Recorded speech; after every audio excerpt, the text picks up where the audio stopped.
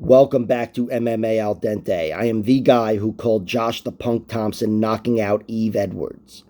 I'm here to talk about Drew Dober versus Bobby Green. This is maybe the main card opener. I don't know, but it's somewhere in the middle of the card, and it's an amazing fight. Again, this whole card is fucking beautiful. Even though we lost Deron Winn versus Julian Marquez, which could have been a shit show, but I still think would have been an awesome fight to watch. Fucking fascinating in one way or another. Anyway, Drew Dober is 25-11. He's got 12 KO wins, 6 submissions, 7 decisions. His 11 losses include 1 KO loss, 4 submissions, 6 decisions. I'm willing to overlook his KO loss. It's a legitimate KO. He was knocked down and then I think knocked unconscious with ground and pound. And it's, a bad look when you watch it happen early in a fighter's career, but usually it's a sign of things to come. Not in this case. Drew Dober has completely erased that memory, and he has an iron chin now, pretty much. One of the strongest, most reliable chins that I know. And it's visible, too. He's got a gigantic fucking jaw. But, yeah, believe it or not, that one loss was a clean knockout. But anyway, like I said, I dismiss it, just like I dismissed Bobby Green's submission losses. They happened, again, even longer ago, I think. 2009, but he's got 2 submission losses to David Mitchell and Dan Lozon, Joe's brother. 2 very good fighters back in the day, but again, losses I'm willing to overlook because Bobby Green has certainly tightened up his submission game. Actually, I think that might be a wrinkle to this fight that a lot of people are overlooking is Bobby Green's submission game, offensively. And I only really looked into it because he's fighting Drew Dober, and Drew Dober, like I said, he's got 4 submission losses. They're all the really good guys, top game monsters. Islam Makhachev, Beneil Dariush, and OAM, Olivier Aubin-Mercier. Those guys, including OAM, are kicking ass and taking names right now. They're at the top of the sport, so to speak. And his other one was Efrain Escudero. And he had another one that people knew was bullshit against Leandro Silva, where Leandro Silva had him down in the half guard, had maybe 10% of an arm triangle developing, and the ref stopped the fight like, it's over, he's gonna go unconscious. It was the worst fucking stoppage I've ever seen, and it was so bad that they just overturned the result and said, yeah, this guy wasn't out of it, not even close, and fuck you. Anyway, Drew Dober has lost 6 decisions as well. We've seen him lose his most recent one to Brad Riddell, and that was the only fight in which Drew Dober was, it wasn't a cardio issue, but he lost the second and third round. Usually he's more reliable toward the end of the fight, I feel like, but that was one where Brad Riddell did a Brad Riddell. Lost round 1 and came back and won rounds 2 and 3, but it was a razor-thin fight of the night, and still, Drew Dober's stock went up in that performance, from that performance. His knockout power has been there for him, especially as of late. He's, I think, turned a corner, leveled up as a knockout artist. And he said in his interview that he's about to be a father, so he doesn't have his man strength yet. But, I think he's got it. He's knocked out Nasrat Haqparast, Alexander Hernandez, and Paulo Reyes, all consecutively, I believe. And then recently, he knocked out Rafael Alves and Terrence McKinney in 2 wars, 2 really, they were like comebacks, Drew Dober showed he could take it. His chin held up against 2 very dangerous guys, and he ended up getting the knockout himself. His chin is strong. Like I said, he's been rocked before. His last few fights, he's been rocked. He was also rocked a little bit by Frank Camacho, but it's always held up, his chin. And he's always got enough power to scare opponents away. That's like his version of a desperation takedown. Drew Dober has scary power. And Bobby Green's a guy who will oblige him and meet him in the pocket. So he's, even though I don't expect Bobby Green to get knocked out, this is definitely a fight where it could happen. Bobby Green is always looking to outslick his opponents. He's got a record of 29-13-1. Most of the time he does outslick them. 3 TKO losses, and there's only 1 legitimate knockout there. The other one was to Tim Means after he retired after round 2, which I still don't know exactly why. And then he lost to Islam Makhachev from the full mount, which you saw that one. But his chins failed him once, and it was against Dustin Poirier. A great knockout. Bobby Green was in the middle of talking shit, and then he got his lights shut out. But, it was a great way for Bobby Green to lose.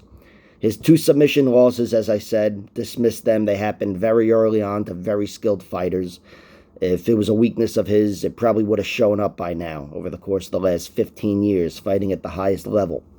But his decision losses you can look to and say, there's a consistency. Bobby Green, again, like I said, he'll meet his opponents in the middle. He a lot of times fights to his opponent's strengths, and he's got a lot of razor-thin decision losses. Razor-thin. Losses to Francisco Trinaldo, Rafael Fiziev, I wrote this shit down, Thiago Moises, Drakkar Klose, Rashid Magomedov, Edson Barboza, not so close, and JZ Cavalcante.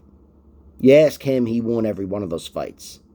If you ask me, he won like half of them. He's been robbed, but still, it's a consistency that he has these close fights because he's not a dominant fighter. He's not a dominant fighter. He always allows his opponents into the fight. Like I said, a lot of times he enters their worlds, and especially as of late, he's gotten away from his takedowns. He's a wrestler first and foremost, and he doesn't, at this point, he's a striker. I'm always making that point where it doesn't matter what a guy's wrestling background is. Dan Henderson's the striker, when he comes into the fight. And that's what Bobby Green is. He's a boxer in particular, even though he's got great body kicks, mixes shit up well. But he's a striker at this point. The thing is, I think if he brought his wrestling into this fight, it would really work for him. And he has thrown takedowns against guys somewhat recently, like Clay Guida, mixing shit up, even though Guida was really the one that initiated the wrestling battle, in case you couldn't imagine that. But his takedowns have been there for him throughout his career. He's taken down Trinaldo. He's taken down... Who the fuck did he take down? Alan Patrick. That was really the last one. Lando Venata, Pat Healy, Clay Guida, briefly. But still, his wrestling's been there for him, certainly earlier on in his career. And I think it'd be wise to mix things up, even if he's not able to fight on top against Drew Dober, because Drew Dober's not any slouch. Like I said, he's only been defeated on the ground by the best. And by the way, that knockout also happened on the ground, in case I didn't mention it. But, he was knocked down first, but then finished on the ground. Anyway, Bobby Green, he's got an underrated submission game. Like I said, he's got those 2 losses early, but one thing that's consistent in his 8 submission victories is the overwhelming majority of them are later in the fight, rounds 2 and 3, which is where I think he'd be more likely to get Drew Dober out of there. But they're over good opponents, too. He's got submission wins over some solid fighters. Darren Cruikshank, Herman Torrado, Jacob Volkman, one of his best performances. He took out Jacob Volkman. That might have been his UFC debut. I don't know. But it was a great comeback victory. 3rd round submission against a guy that was one of the best wet blankets in UFC history. And overall, he's got, I believe, 6 submissions in rounds 2 or 3.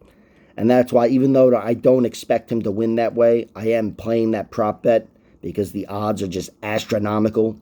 I'm aware that Drew Dober, when he's lost by submission, it's been by these top game monsters that, that was their game plan, to run through him on the ground. Beneil Dariush, Islam Makhachev, they sucked the life out of him. Olivier Aubin-Mercier. And Bobby Green, I don't think he's going to be sucking the life out of anybody, certainly not Drew Dober with his top game. But if he did, and he was able to wear him down and get him tired and then get him down in rounds 2 and 3, a submission's a possibility. So I played it at plus 4,500, plus 5,000. That's right. A $5 prop bet could get you $250 if he gets that 3rd round submission. But that is not my pick. My pick, if I was forced to give one, I'd say Drew Dober wins a decision. And that's why I'm not going to bet on this. Well, I am going to bet on Drew Dober winning a decision, but my heart's not even in that because I know how easily that decision could go to Bobby Green. And that's without having seen the fight yet. So, I'm really going to stay away from this one altogether, aside from the prop bets. But I did think for the guy I'm favoring to win, Drew Dober's decision line at plus 240, it is tough to pass up. Because, if he wins at minus 155, 90% of his victories, if he fought 100 times against Bobby Green, would be decision victories. Bobby Green's incredibly tough, and again, Drew Dober's not going to submit him either. It would be by decision. So I see value on that line. I suppose you could find value on Bobby Green's money line at plus 220 if he came down on that side. But for the guy that's a minus 155 favorite, I just think the plus 240 is juicy enough for me to play it, even though, again, I can't trust anybody winning a decision in this fight, in any Bobby Green fight. So that's pretty much how I see it. I'm siding with Drew Dober, I guess, if I had a gun to my head. My heart's not totally into it. I've seen enough Bobby Green fights, and I'm only sprinkling something on Drew Dober's decision line and Bobby Green's second and third round submission lines, because, and may as well even throw something on round one. I think it's maybe plus 4,000. But I've played 2 and 3 because that's where the majority of his submission wins are, and every one of Drew Dober's submission losses are, aside from the Escudero fight. So that's it. Like, share, subscribe, all that horse shit, and check out my other videos. And in case I forgot to mention it, Bobby Green is 2 inches taller. This is some fucking show I got here, huh? Like, share, subscribe, check out my fucking other videos.